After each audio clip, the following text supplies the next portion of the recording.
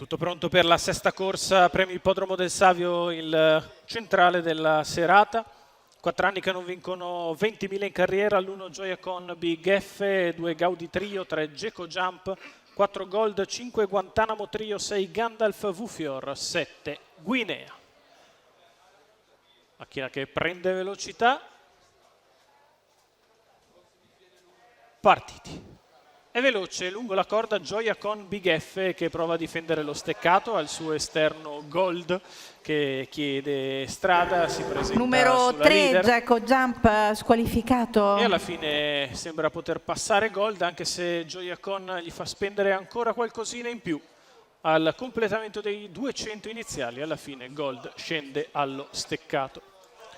14,7 i primi 200 metri di corsa da parte di Gold, che è in vantaggio nei confronti di Gioia con Big F. In terza posizione si è sistemato Gaudi Trio che precede Guinea dopo 400 metri in 29,5. All'esterno avanza Gandalf Vufior che si trascina Guantanamo Trio.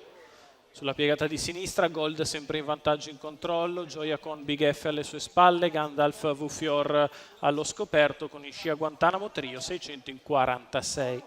Sotto alle tribune, favorito che continua a ritmo tranquillo al comando, controlla le operazioni della corsa Vincenzo Luongo e Gandalf Vufior lo avvicina gradualmente, portandosi sempre in scia Guantanamo Trio. La terza pariglia esterna è presa da Guinea, seconda alla corda invece sempre Gioia con Big F che precede Gaudi Trio.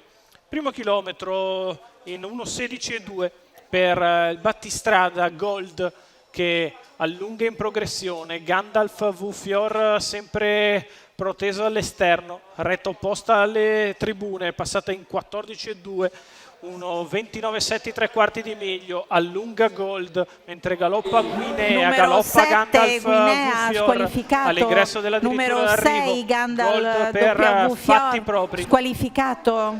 Ed è Gold che vince in passerella il centrale della serata.